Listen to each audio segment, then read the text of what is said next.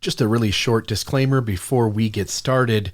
Today's episode, I sit down with a good friend of mine, Jess Foutz, who does sound therapy for clients.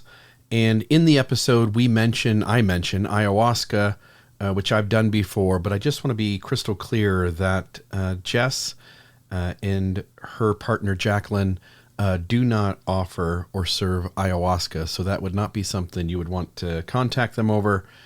I was just mentioning it as a shared experience in connection with their doing Hape sessions or Hape rituals. So just a clear note there about the ayahuasca. Otherwise, I think you're really going to enjoy today's episode, and I'm really excited to share my friend Jess Foutz and her talents around music and sound, and I think a great discussion ensues that is just perfect for the Almost Awakened podcast. So without further ado.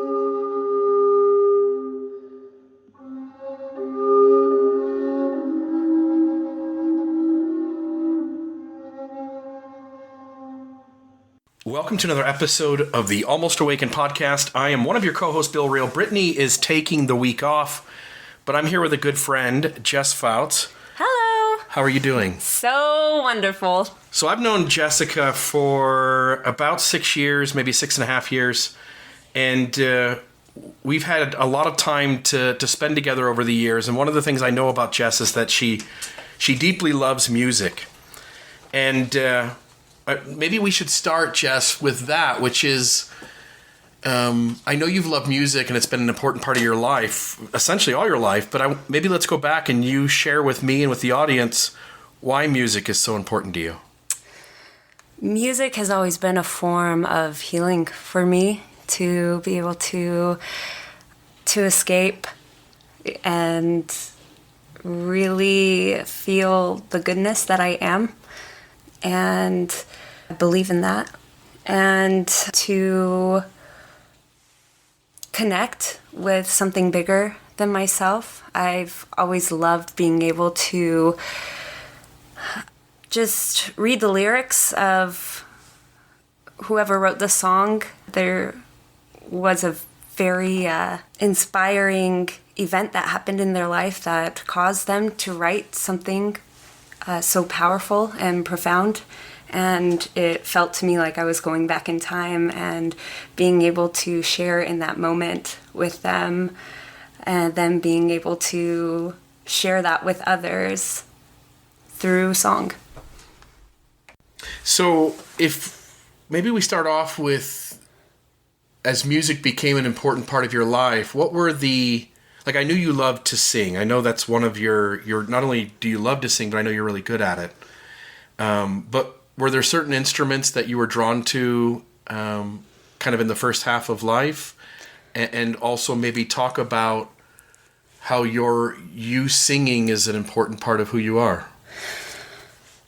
I play the flute. I played the flute from 5th grade up until college and beyond.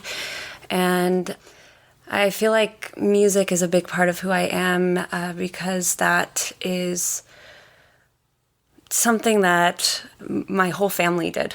It's something all four of us as kids, we would form a quartet and we would perform places. It was those moments in life where it felt like I belonged. And my dad is amazing at singing and writing music, and the lyrics that he would write. I remember him imagining he was that person, and he would have us ask him questions, and he would answer as if he were that person to better get into their mind and to feel of their experiences. And that was a really profound example of empathy for me to see that and to care about another human being's experience, as to want to really get in there and share the little tiny details that make the biggest difference. Love it. So as we get towards the end of the interview, you're going to recognize, I'll just say it now, that Jessica, one of her gifts that she shares with the world is sound therapy. And we're going to talk about that as this conversation goes on. But all throughout this conversation, we're going to play an array of instruments and give you a feel for the sounds of these. And we're going to do one of those now. And I just ask each time that Jess plays something that if it's possible, that you be in a place where you can kind of really sit still and sit with the sound of these instruments. They're ones that I've heard her play for me and for my wife. I'm aware that she does this deep work in helping people to process trauma and to think about the hard things in their world, and to kind of maybe deal with those things in new ways through music. And so we're going to start off here with an instrument. Jess, which one would you like to play first for us? Let's start with the singing bowls. Let's do it. So these are crystal singing bowls, and they are made out of 99.9% quartz crystal, and they are crushed up into a fine powder and then spun in a mold that is heated very, very hot until it melts and creates a beautiful bowl. And there are 8 of them, and they are very majestic. Yeah. When you so with these sound bowls, what was there a moment in time where you're like, I've got to have these, I've got to learn to play these? Is there any story behind what got you interested in this instrument? The love of my husband. And my husband developed a condition where he couldn't tell if he was dreaming or sleeping. And he has always been a very lucid dreamer. So whenever he would be in his dreams, he would just go, oh, I just need to jump off a building or kill myself to wake myself up. This thing that happened was brought on by a very traumatic event in both of our lives. So we were trying everything that we could to preserve his life, and we tried everything from therapy, medication, Kundalini yoga, just functional neurology, and each and every one of them played a very important role that the other could not substitute. But for me, when he would come home from yoga on Wednesday nights, when they would have the crystal singing bowls, he would just glow, and it was really, really nice to be able to see him in a state of peace.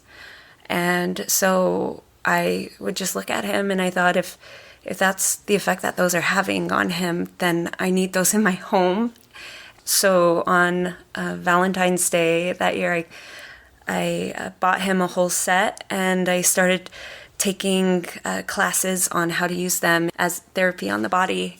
From there, it actually grew, and I learned how to play other instruments, and it has just been this beautiful gift that came from such a very scary part of our lives that is now one of the coolest things that I could imagine myself doing that came from it.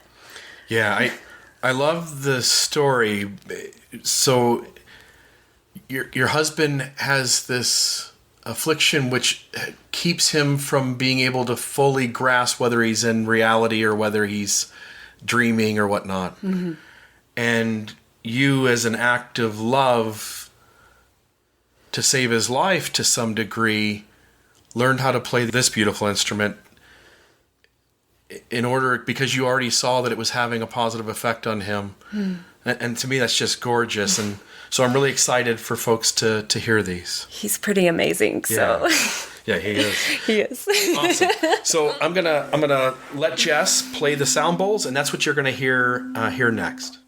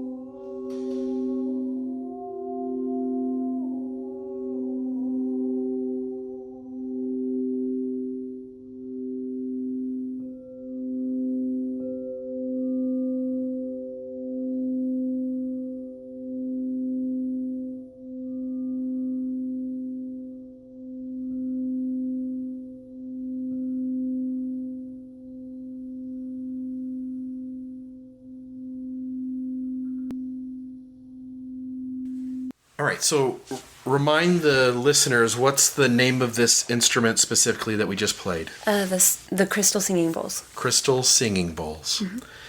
And the sound in them is unique. As we were at your home a few months ago and you played these for us. It was really just deeply a meditation for me and my wife. And as you were playing them just now, I'm reminded how that vibration really kind of affects you. And then of course you're adding singing into it as well. What is it about the sounds of these that seem to have an impact on people? There's a lot of science to it. I mean, our earliest moments of development of being soothed was to the rhythms of our mother's heartbeat. Yeah. And the lullabies, right? Being sung to and being in a safe space where you can let down your guard, hopefully, if you're in that environment as a child. You go far enough back and there's a drum somewhere in your culture, and it's in our DNA. This is something very grounding, like the shamanic drum that really feels like that heartbeat that soothes us and grounds us, and And those lullabies, the medicine songs that we sing are so nourishing. And I think as adults, we really still need that in some form. And so how beautiful that there can be a space where we can receive that nourishment that either we are in need of or perhaps we never got. So we get this second chance at being able to receive of and get acquainted with that kind of love so that we can incorporate it into our daily lives. Yeah, I'll tell you, the vibration of this instrument specifically is very grounding. As I was sitting listening to you play, and I remember the same experience when my wife and I were listening to you play a few months back. It as you pointed out, I did feel very safe. I felt very present.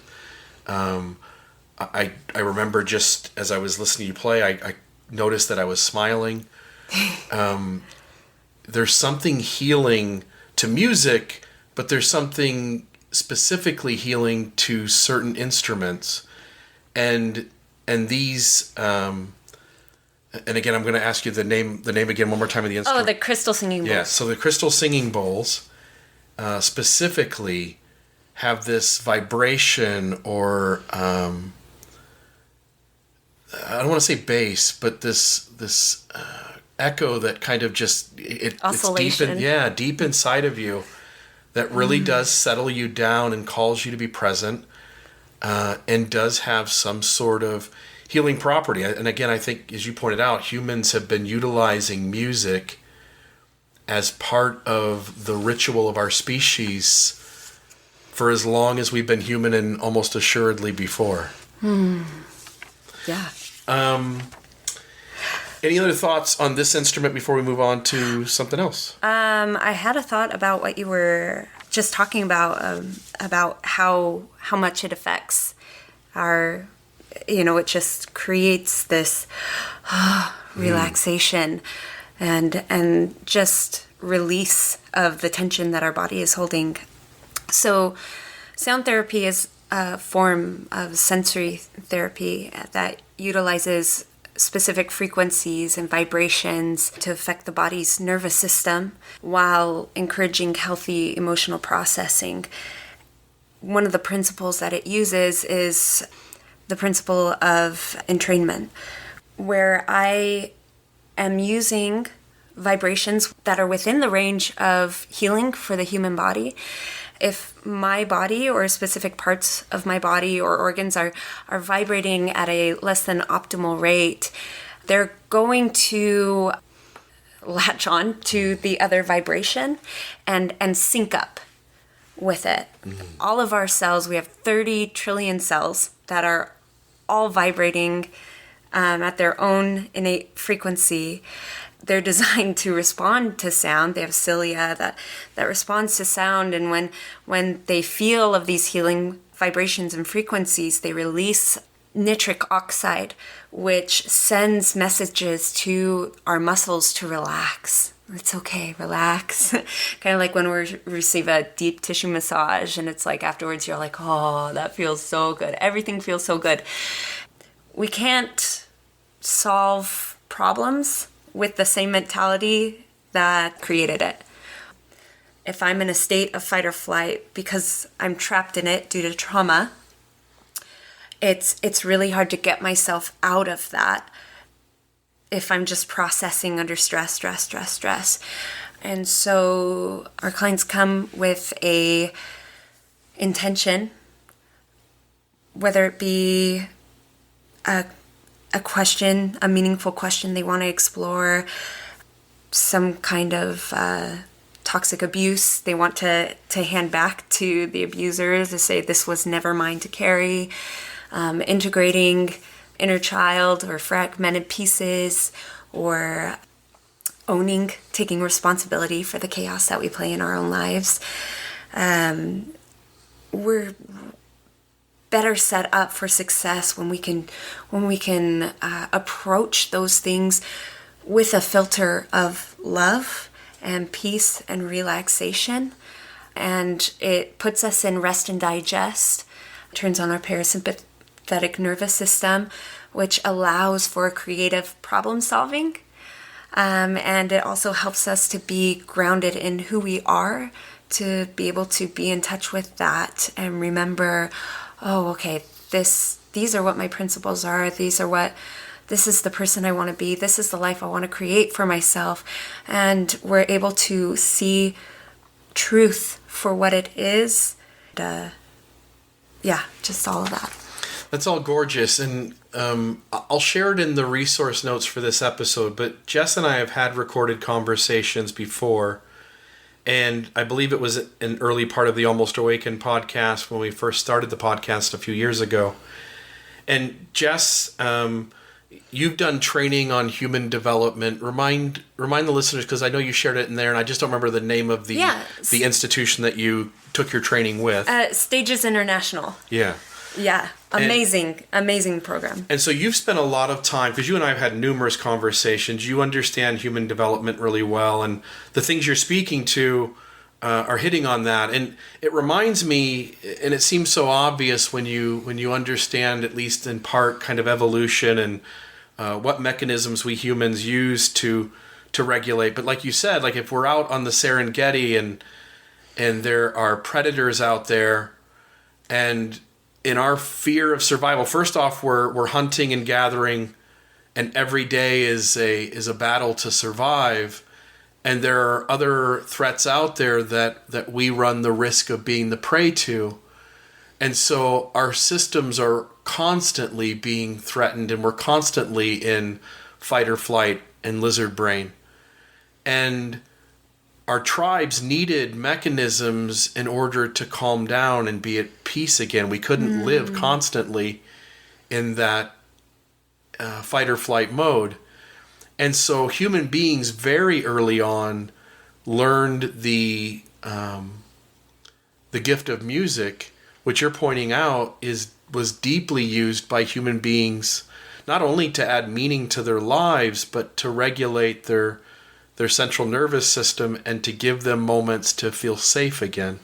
And this music does that. Any thoughts there? No, I loved everything that you said. So let's play another instrument. Okay. What would you like to play this time?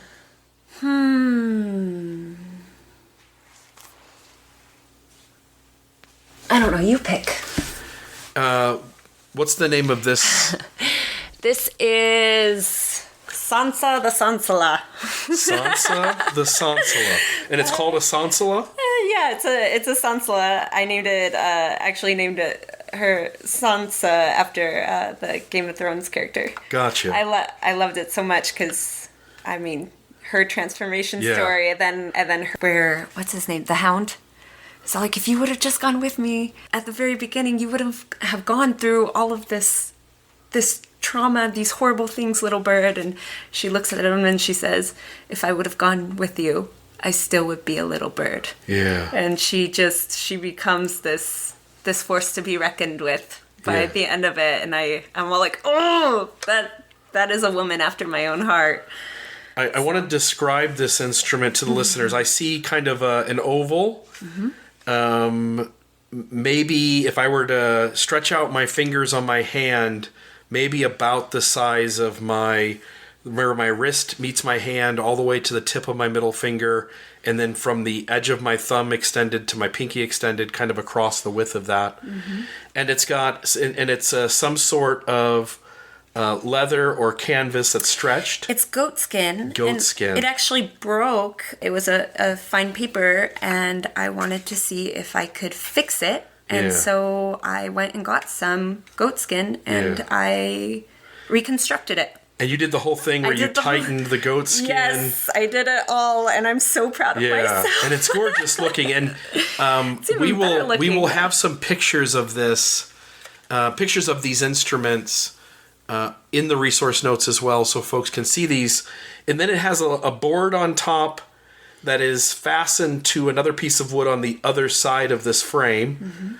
And on the board are these metal little... There's nine keys. Yeah, 9 little like bent metal in different directions. And you can see that they're made for like your fingers to strum at each of these. Any other thoughts on this instrument before you play it?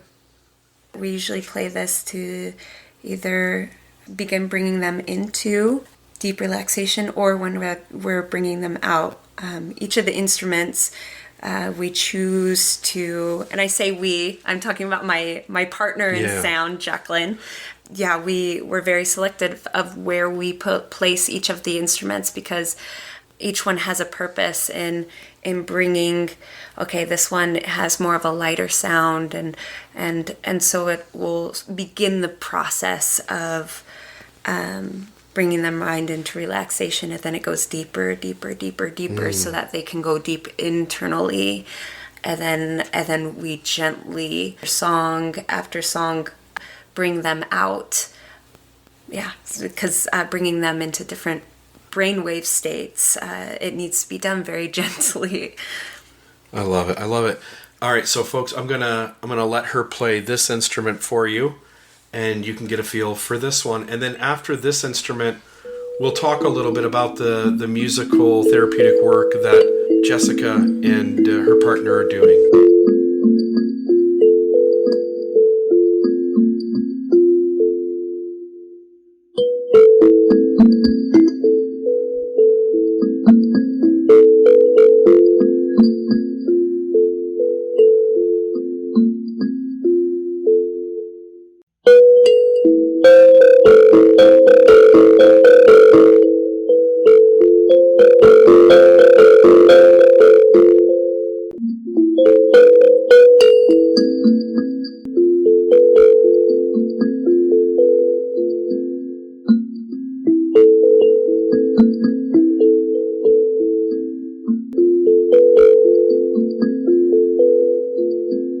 So you came to me, I don't know how long ago it was, but maybe somewhere around a year ago or so, and you were beginning to do this work where what's your partner's name again? Jacqueline.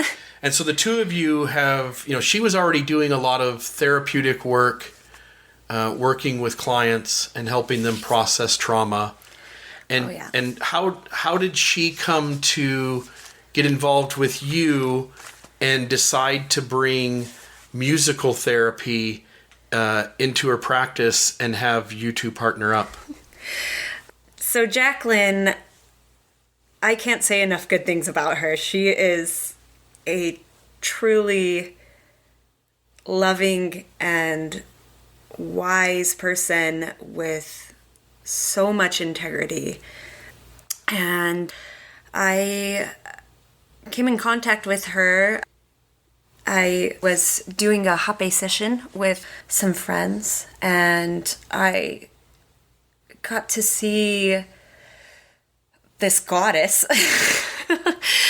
And I had never experienced or seen or felt anything like it. And it's like something in me woke up and was just like, this is the thing that I've been looking for. I'd already been doing sound healing since 2017.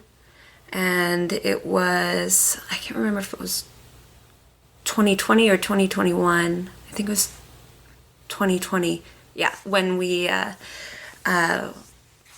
I sat in ceremony with her. And it was just one of those things where we just instantly hit it off, and we became really close friends. And it seemed like we had so many different experiences that really just allowed us to see the person, the individual, where their integrity lies, and just go, wow, I really, really trust this person, both because of their gifts and the quality of human being that they are, both, with people and behind the scenes. And it was one of those things where I had gone to her and was like, can you be my teacher? And she was just like, I would rather be your friend. I would rather be your friend. And I would want to do this work because I love your energy, and I would hope that you would want to do that, the same thing because of the same thing. And which just made me love her even more because, so many people jump at the opportunity to go, yes, I will be over you. It's just been this beautiful partnership. It feels like when we're together, we just geek out over music and new instruments and what we're creating and composing songs and learning about new songs together and to be able to take this stuff and use it to help people and to see the light come on in their eyes as they find and discover and feel their own power, sometimes for the first time because they never had the opportunity or have someone say, the wisdom that you need is already within you. So many times, sometimes even a day, I'm just all like, how is this real life that we get to do this? It's really an honor. Yeah. The idea that, you start off by saying, will you be my teacher? And her response, I'd rather be your friend. It gives this message like maybe we can learn from each other. Yeah. And you brought something to the table and she brought something to the table, and the two of you have partnered up to create a therapeutic approach that involves conversation and involves music. And her background is really unique. She's traveled to 50 different countries, sometimes to learn from indigenous leaders, like especially the Yawanawa tribe in South America. She went to school in France, and she's a professor at UNLV for the honor college classes, I think. And so when you've been to that many countries, and have been exposed to so many different ways of being, so many different beliefs and cultures, that you kind of get to have this airplane, bird's eye view perspective and go, oh, these things are similar, these things are toxic and are hurting people. And I see it just gives her this deep wisdom to be able to help people expand awareness and insight into their own being and nurture development. And as much as I've learned about in development, it's been really interesting to see her come to so many of those conclusions intuitively because she has been in so many different places, just kind of observing humans and how they human. Yeah. You guys, you're in Las Vegas. She's in Las Vegas as well. Yes. And what's the website that you guys have? It is so it's her website, and then we have a page together, and it is growwithsoul.com. Okay, so growwithsoul.com. Growwithsoul.com. And she offers multiple therapeutic approaches, and the two of you partner up to do this musical therapy. Yeah. Sound healing. I got to imagine, again, having experienced this firsthand myself, you have to be seeing when you do these sessions with folks, responses from them that are... They have to be responding back that there's just a deep level of healing and being part of a session that contains these instruments. Any thoughts on the therapeutic benefit to people who participate in these sessions? So for me, witnessing when we bring them out of the session, the way that I describe it, and it's actually the way that I described Jacqueline as well, and what she did the first time I experienced it with myself is it's like a paleontology of the soul, where you are unearthing, clearing away the muck and unearthing something very ancient and wise.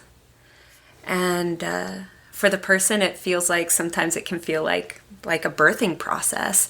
In that way, it's like being a midwife, helping them integrate those parts of themselves into their entirety. Seeing them be able to reject distorted beliefs about themselves that were never theirs to carry, that were obviously put there by someone who is lost to their own given worth. Another thing that we get to see people do is own the part they play in creating their own chaos, then making a game plan as to how to repair and create a life of thriving for both themselves and for their loved ones and those around them. We get to see how a split ego shadow, which is like fragmented part that didn't get to develop along with the rest of us, of like, no, that part is bad, or, you know, no, you should be ashamed of that part of you. Getting to see them take that fragmented part and integrate it back into their life, and as if like clearing space in a house and going, hey, this is your room.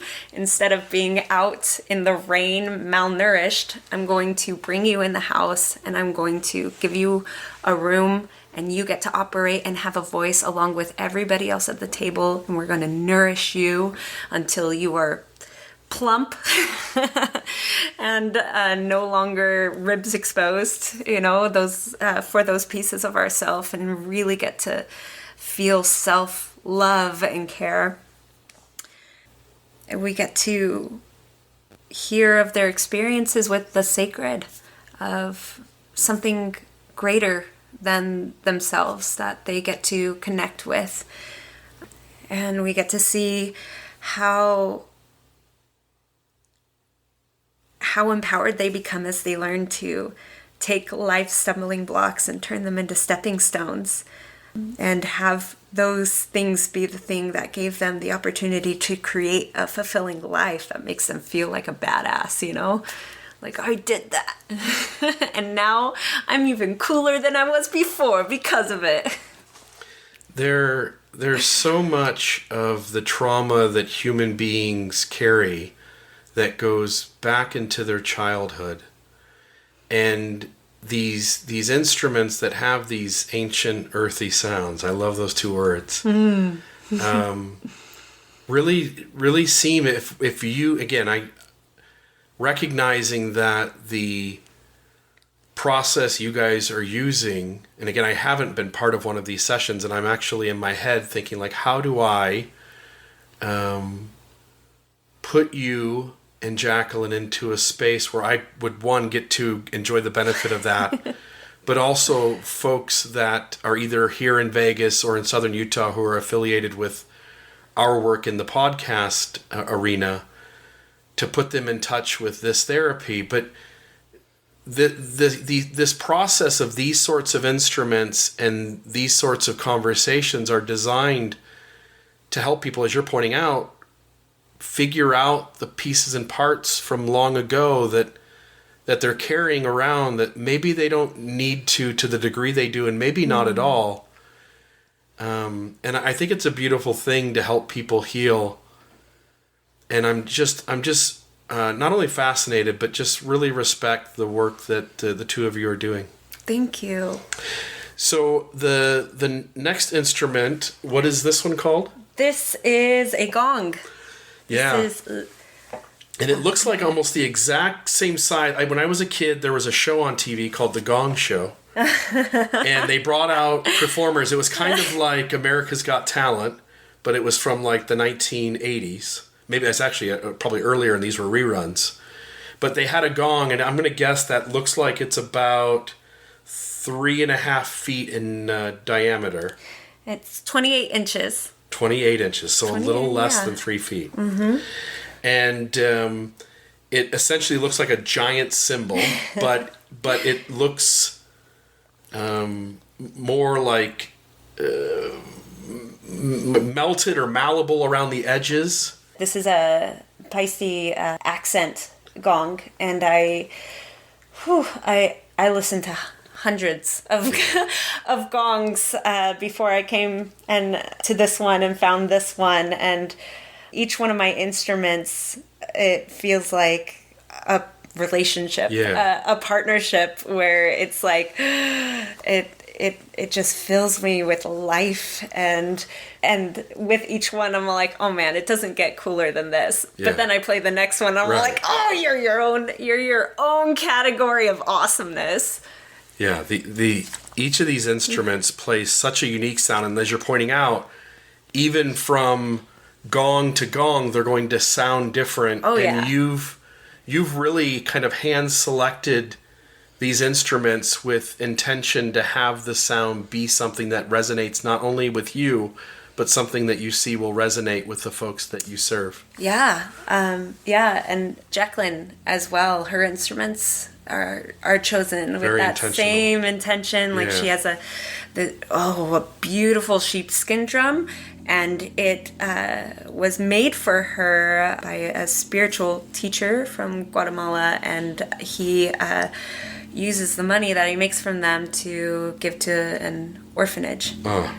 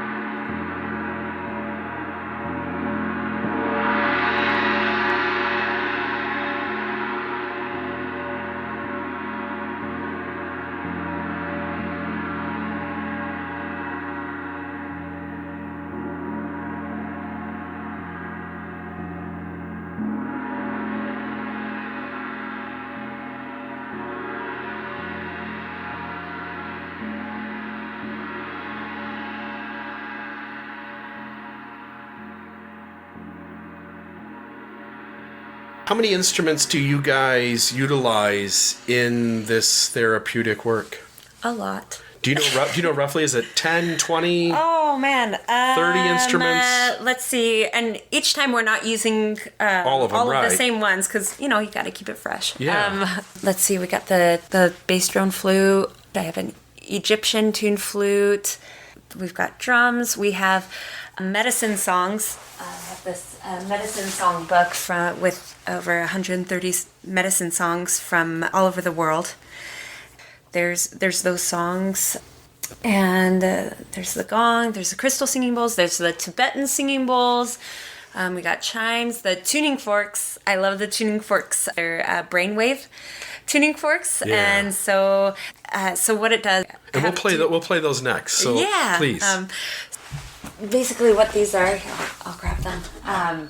These were made by Biosonics, and they're different frequencies. We have a fundamental note, and then we have other ones that are designed to bring your brain into delta, theta, beta, alpha, whichever brainwave state you want. We always use the theta because that one is for deep meditation, creativity, and usually it takes about 45 minutes of meditation to get into theta brainwave states, and this does it in 30 seconds. Nice. Sweet. Before we play those, if somebody seeks out you and Jacqueline to do a session for them, how long does a session last?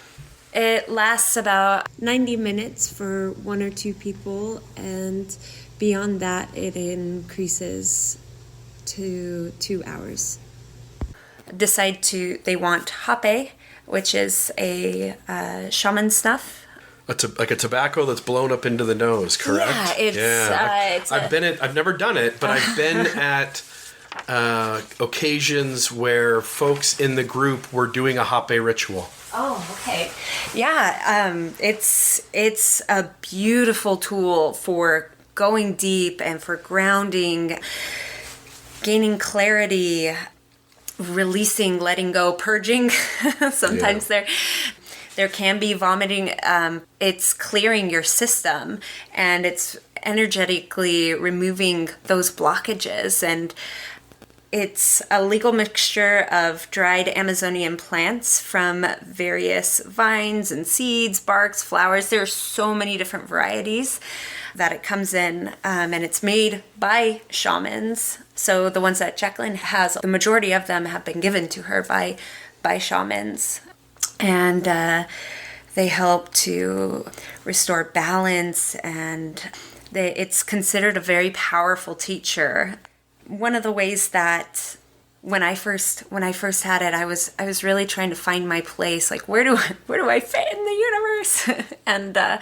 and my dad is a functional neurologist, and there's this therapy that he would do to turn on the midbrain and higher parts of the brain, and that was by using peppermint on specifically in the nostril, the side that needed stimulation to wake it up, and it worked. And that's the way that I would describe it, just a lot stronger.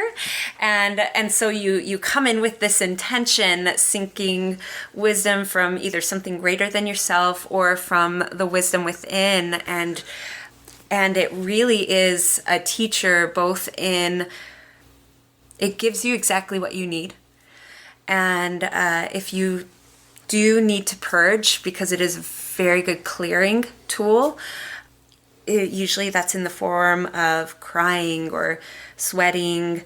Sometimes they vomit, and when that happens, it's like exactly what it's not like, oh, and now I'm vomiting. It's more like there's this trauma that is stuck in me, and now it's coming out. Thank you for letting me get rid of you. Yeah. And so it's something that it's very liberating, and you feel lighter internally afterwards, and very, very grounded and balanced and cleansed. Yeah. I can relate to that. I did an ayahuasca ceremony a few years ago, and I'm holding my bucket.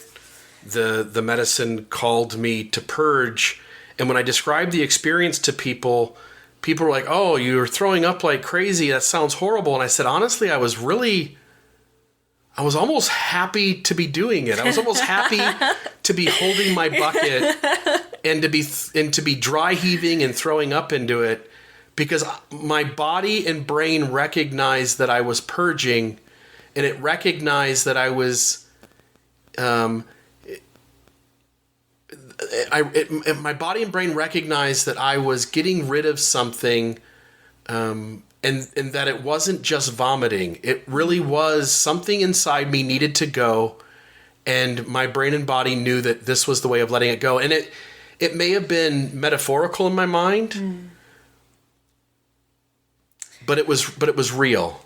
Yeah, our bodies hold on to trauma. Our muscles do, and man, those even afterwards, even after the Hape sessions, right? Your body is still release things that it's been holding on to, and so we always tell them to drink a ton of water to cleanse that from their system, to get it all out. It was interesting when when people had explained Hape to me in the past, they had explained it as tobacco, and when I'd watched people do Hape in ceremony,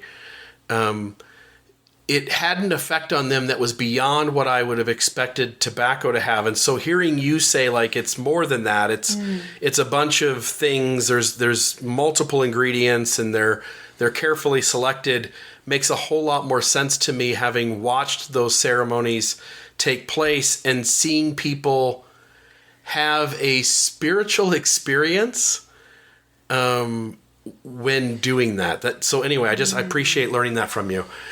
How long do these sessions last generally? So the ones with Hape usually last about 2 hours. Okay. Unless there's multiple people, then probably about 2.5. Okay. Mm-hmm. So a 2.5 hour session with music, Hape. Is there a lot of conversation happening? Is there any kind of talking to help people work through things, or really is it letting the music just do its thing? So it's them going deep and connecting with that wisdom within themselves. And so we're facilitating a very safe space, a very loving, compassionate space. So whatever they need to do, there are times where, like with the Hape, someone will be like, "Is this okay?" And going, "Yeah, you're doing great." Or sharing a message. Are you guys giving any prompts? Are you saying like, so I've been part of medicine ceremonies where, as just like, obviously very different, but just like you guys are doing, your hand selecting music, both instrumental as well as some singing, correct? Mm-hmm. Medicine songs. Yes. And so those songs in the ceremony that I was part of, those songs were very deliberately calling people to certain ideas or facets in their mind. So for instance, there would be songs on family, there would be songs on trauma, there would be songs on ancestors, and these songs would call, in this group I was in, that they would call people to really go off into their brain, into that part of their life or their history, or to connect with something more ancient than them. And then they would do whatever work was there. Outside of the songs, as you're saying, the ancient medicine songs that you've got, that you're incorporating, are you guys using any just like talking to the folks to prompt them? Or is it really just the music? It's the music and the medicine. If they're not doing the Hape, then we have a tea that they drink, and they share their intention, and it's like they're putting that intention into it. And then when they're drinking it, it's like envisioning that intention going into them and really preparing them for what is about to happen. And afterwards we do put aside time they can share, and we can talk with them to integrate what happened. But most throughout the session it is very you're going to connect with yourself, perhaps something greater than you, connect with the sacred, and gain that wisdom within so that you can learn how to trust your own inherent goodness. I love it. I love it. Let's do the tuning forks. Okay. And let's have you play that. And then I'll tell a little story about my mom, and then we'll have you play a couple of these flutes. Okay, sounds great.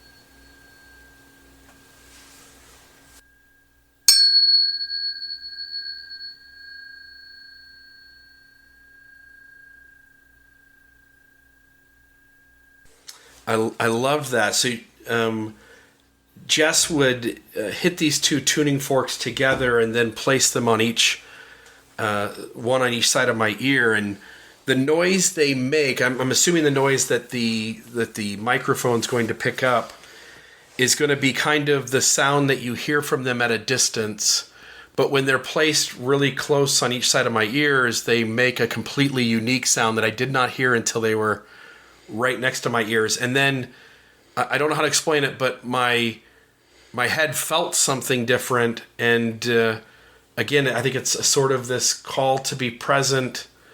But it was a unique sound that I don't know if the microphone will capture, but I can see how that would be really useful. Any other thoughts on those? No. I know we shared a little bit about those earlier.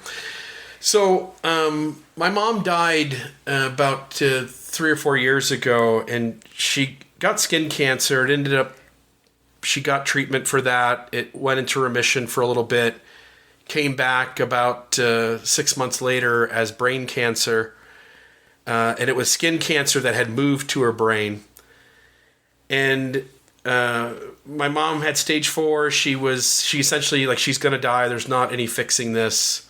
She's got a limited amount of time to live. She's doing pretty well. She's still working towards the end. But she had moments where her mind wasn't working as well. And she had this period towards the end where she had a lot of clarity. And my oldest son, him and his wife, she was pregnant and she was getting ready to give birth to my mother's first grandson. And so my mom asked my dad if it would be safe, if he thought it would be safe for her to fly from Ohio to Las Vegas, to then get off the airplane, get a rental car, drive to the hotel, which also was a casino. My mom loved to play slot machines. And my dad agreed to let her, because then she would then check into the hotel, check out the next morning, and drive to St. George, Utah to, for the first time, and see her first great-grandchild who had just been born. And she had made the plans, that we had a due date. She had made the plans. She flies from Ohio into Las Vegas, Nevada. Gets off the airplane at, I don't know what time, gets off the airplane at like 10 o'clock p.m. She ends up getting herself to a rental car by like 1 in the morning, 2 in the morning, something like that. Then she drives the rental car but doesn't check into the hotel until like 4 in the morning. And we don't really know what happened, but the next day my mom kind of got stuck in a mental loop, and she was supposed to check out at 11 a.m. She never did. She was somewhere near the casino, because my dad could tell that she was taking a couple $100 out every few hours. And my mom, again, loved to play slot machines. Excuse me. But she was supposed to come to St. George, and she never shows up. And my dad and my brother and I are making phone calls. We're trying to locate her. We don't know exactly where she is. But my dad can see that money's being taken out every couple of hours from the ATM machine in the hotel that she was staying at. So we assumed that she was in the hotel playing slots, and just because of the way her brain was working towards the end of her life, figured that she sort of got stuck, which is what happened. And she wouldn't answer her phone. We couldn't really get her to answer and get out of the loop and get in the rental car and come see us. So I made some phone calls. We were kind of frantic and panicking, and I made some phone calls to Jess and her husband Kyle here in Vegas and said, hey, can you guys do me a huge favor? And you guys were kind enough to drop what you were doing, get in your car, and go to the hotel she was staying at, which I think was the Orleans. I thought it was Sam's Town. Oh, it might have been Sam's. It was Sam's Town. Those are the two hotels my parents always would get. So Sam's Town. And you guys went there, you drove around the parking lot, you went inside, and after some time, and it's kind of funny because I said, I don't know how to describe my mom. I think maybe I sent a picture or something, but you guys went around looking for her, and I think sent a picture of an older lady. I'm like, nope, that's not her. But eventually you found my mother. She was so feisty. That's my mom. She was so feisty. And so she's playing her slot machines. She's never checked out of the hotel. Her bags are still in her room. And you guys helped her get back to her room and gather her stuff up. In the meantime, I'm driving to Vegas so that I can pick her up and bring her to St. George. And it all worked out perfectly. By the time we got her to St. George, her mind had kind of self-corrected, and the whole time she was with us visiting her first great-grandchild, her mind was pretty good, and she was fully aware, fully participating in spending time with us family. And then we got her back on an airplane. I drove her back to Vegas, got her back on an airplane. She went back to Ohio, and then about 2 weeks later, she collapsed, and she ended up going into hospice care, and then over the course of the next 11 days, she just slowly died. And so I flew back to Ohio to spend that time with her. The first day I get there to hospice, she can speak, and I did an episode for Almost Awakened right around the time she passed away where I share the story of her passing. You can go back and listen to that. I actually have her very last words recorded, and I've never gone back to listen to it. It's too close. I don't know how to explain it. I've got voicemails from my mom that I've never listened to, but I don't delete them either. And the first day I got there, my mom was talkative, and I sang a song to her, and we spent a little bit of time together. The next day, she couldn't talk as well. The third day, she was just whispering or murmuring, and after that, she was completely unconscious. And it was a really hard 11-day process of watching her essentially starve to death and die from this cancer, which had just invaded her brain and her body. And on the fourth or fifth day there, it really is hitting home that mom's definitely she's not leaving this place. This is going to come to an end. And it wasn't a peaceful way to watch somebody go. And there were a lot of things I was wrestling with in my mind about how our state and federal systems work in terms of giving people with terminal illnesses the ability to decide on their own when they'll go. And instead, those of us who are left behind for our own sort of comfort and for a lot of religious reasoning that doesn't make a lot of sense, we impose on people dying to go through this long suffering process. And on about the halfway point of these 11 days in this hospice center, there's this big center room, and every day they would bring somebody in to either play music or read poetry or to do something that gave people that were there with their loved ones who were dying a chance to take a breather and to have a rest. And on this day, I went out into this center room, and I'm sitting there, and this gentleman, maybe in his 60s, late 50s, early 60s, he comes in and he's got this, it looks like a homemade flute of some sort, like a very detailed, carved out, but not like a flute made on an assembly line, something that was handmade. And he played it, and it's the first time I'd heard it. It was a Native American flute. It was the first time I had heard it. And it was just the most beautiful sound. And I sat out there for about an hour and a half, kind of wrestling with the fact that I'm about to lose my mother. And in this process where I'm really angry and hurt every day that the system works the way it does. And for this hour and a half, like my body and brain were able to just kind of rest and take a break, not knowing that, that this process was going to go much longer than I had anticipated it. And kind of gave me a spiritual moment in the midst of a really hard thing happening. And so I just came down, my wife and I just came down to visit Jessica and Kyle. And Jess and Kyle said they had a gift for me. And so Jess presented to me a Native American flute in memory of my mom that she has decorated.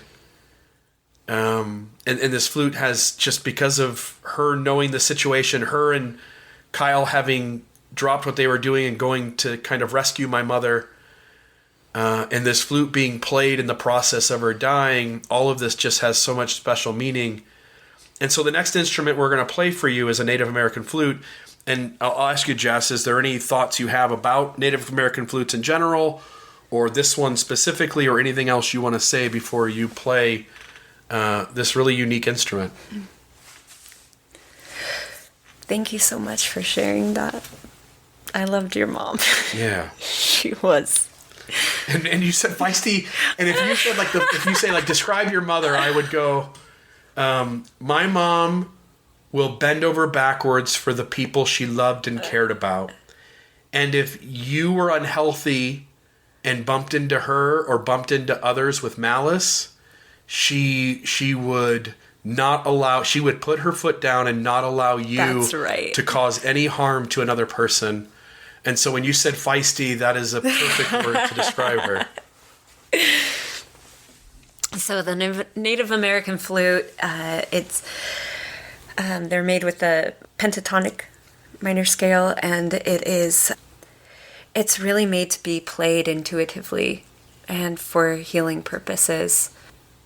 So you want me to play the flute that I gave you? Yeah, Okay. Play this one for a moment, and then immediately following this, because they have a similar sound, you have this double flute, which is just a beautiful instrument, and the sound in it is just gorgeous, and we'll have you describe that and play that one next, immediately following.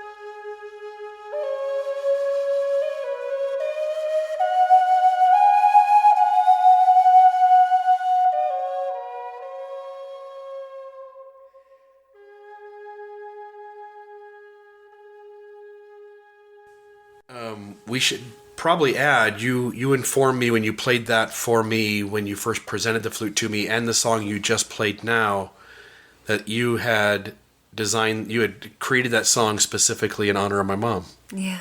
Yeah. And so for folks, you got a chance to hear that. That is just gorgeous.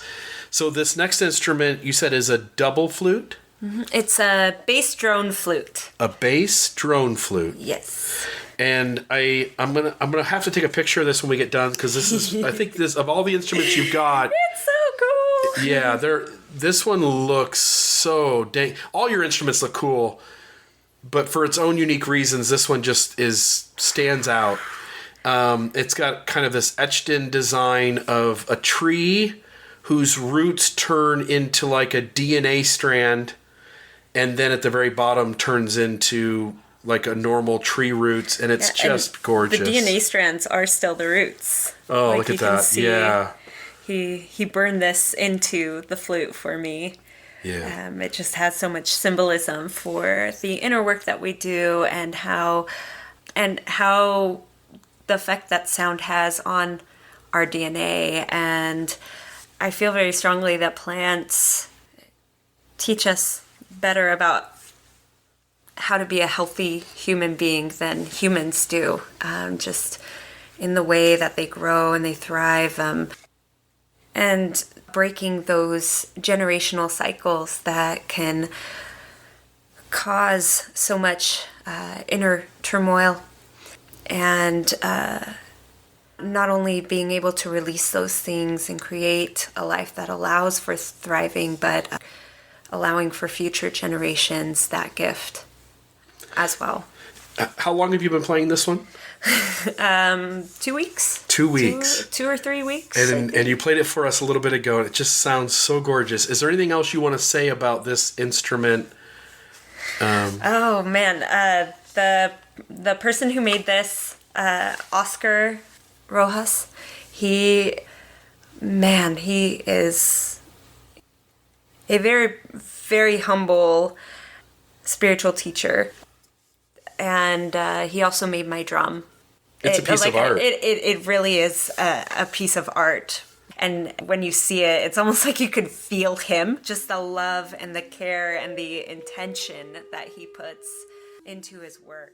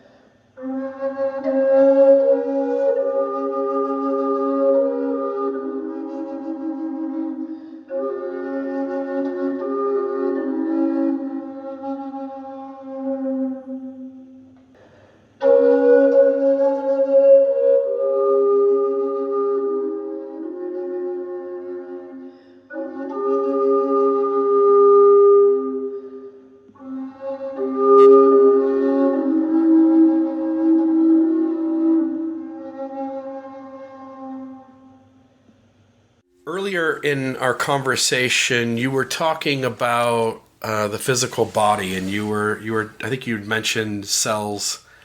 And I know that in our conversations leading up to this interview, there were some ideas that you wanted to share around the sounds, I guess, that our body and the makeup of the body make. And just curious what your thoughts are kind of on that space. Yeah, so it has been really fascinating to me learning about different things like sonocytology and somatics and how different frequencies create different geometrical patterns that can be seen throughout nature. And I mean, our body is made of a large part of water, and how our bodies and even our cells are affected by the frequencies that we take in, and even the way that we talk to ourselves. If you type in the word somatics, CYMATICS, there was a study done of how taking a body of water, glasses of water, and speaking things like love and gratitude, or singing songs with different emotions, or to another one speaking, I hate you, or I want to kill you, things like that. And then they took that water and froze it, and the crystals that were made in it, the ones that were very hateful, they did not have any form. And the ones that were spoken love to them and gratitude, or singing uplifting songs, they had their own unique pattern, consistent patterns within the ice crystals.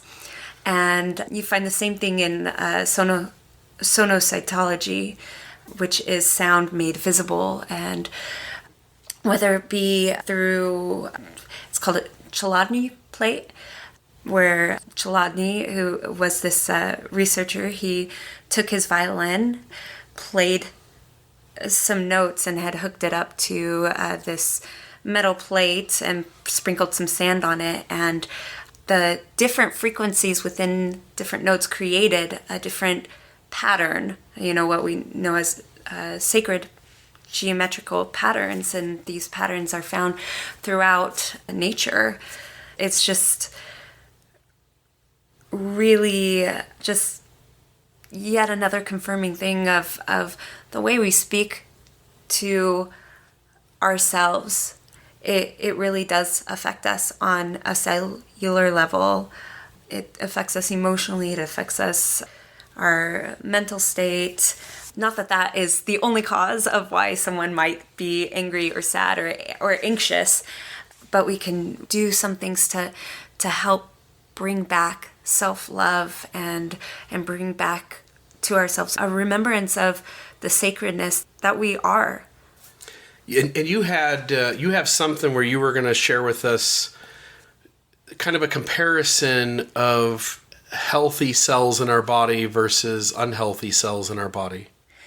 So sound sample is about, around 7 seconds long, and one plays after the other. So I want you to see if you can pick which one is the sound of a healthy cell and which one is the sound of the cell that is stressed, under stress.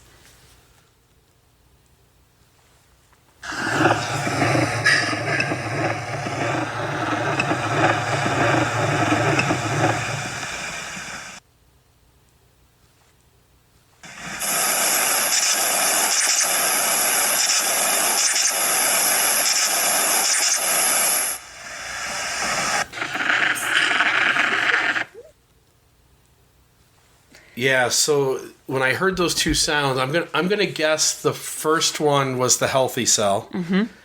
It seemed more rhythmic. It seemed more organized, less chaotic. The second sound seemed all over the place. It sounded like distress. It seemed disorganized and like chaotic. It sounds like how I feel when I am stressed. Yes. Like that short circuiting. So it seems really apparent. And this was was this from a TED Talk? It looked like. Mm-hmm. Yeah. Yeah, I can include the link. Yeah, that would be great, and that'd be wonderful because we'll have that play for the audience, folks. You heard those two sounds. We'll put the TED Talk that's associated with in the resource notes for the episode. So you can go back and look at that. But what it points to is that our body on a molecular level is responding different when things are well and good and healthy and happy versus when things are in distress, hurt, negative emotion, and all those other kinds of things that would be the opposite of that first set of things. And at least I think we all, let me say it differently. We all seem to think we understand how the world works. And we see everything kind of on this observable level in our reality. And the real reality is that there is so much mystery to who we humans are and what the world is around us, that it might be beneficial for us to pay closer attention when there's data available that isn't normal data within kind of our awareness, and that when people who are very specialized in their research start to share things with us that we couldn't have even possibly come close to until they spoke up, it calls us to pay closer attention to those things and to sense the value in those ideas. Any thoughts from you on this cellular stuff? Oh, no, I loved everything that you said. That was beautiful. It seems as though the more that we can relax, be present, be as healthy and in a positive emotional state as possible, that our bodies all the way down to the molecular level are going to respond and react in better ways. I really appreciate all the stuff you've shared with us today, Jess. Thank you. And so, fun. Yeah, it has. I think again, I was very nervous when we started this interview that my microphone wouldn't pick up these instruments as well as they sound in real life here, being in the room with my human ears listening. And as we've played these back, they sound beautiful. And so I'm really excited for you, the audience, to get the chance to listen to all these instruments. For folks who are in southern Utah, for folks who are in the Las Vegas area, if you're interested in what Jess and Jacqueline are doing, again, what's the website URL again? growwithsoul.com, and then you'll scroll down to shamanic sound healing and click on that, and it gives you information as well as contact for Jacqueline. Perfect. And so folks, if you want to reach out and try to set up a session to do this sound healing, and I think anybody who does this benefits from it, please do so. Consider doing that. Anything else that you'd want to add, Jess, before we kind of wrap up? It's just been we've been doing this now for about an hour and a half. Oh my! And maybe we'll finish with you playing the didgeridoo. Didgeridoo, yeah. But any other thoughts before we go to that? Thank you so much. This has been so much fun. I love you guys. And I hope to see you soon. Yeah. And Jess means that, like, we've had all these conversations. She really spends a lot of time in the space of human development and trauma healing. And we really, over the years, we've had the chance to interact with so many folks in conversation. And I've been in so many spaces where Jess has sang or played music. And she really is one of these spirits that just really cares about human beings and what they're carrying with them, and about what tools exist to help people process trauma, to regulate their emotional state, and to live better and healthier lives. And so with that, we'll have you play the didgeridoo, which is also a really fun instrument. And so I'm super excited.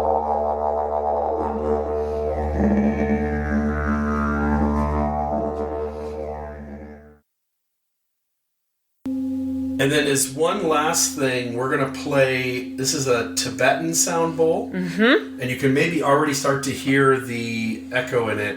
Oh, man. So just kind of as a bonus instrument, we'll have you play this one. Okay. 7 Tibetan singing bowls, and they are made of 7 metals, and they were handcrafted under the full moon by a father and daughter in the Himalayas. Normally, this big one that I'm about to play, we play it on the body, and it is powerful. Yeah, you did this when we were at your house last time. You set bowls on our chest, and you played them, and it very much had. It was a very unique experience to participate in that.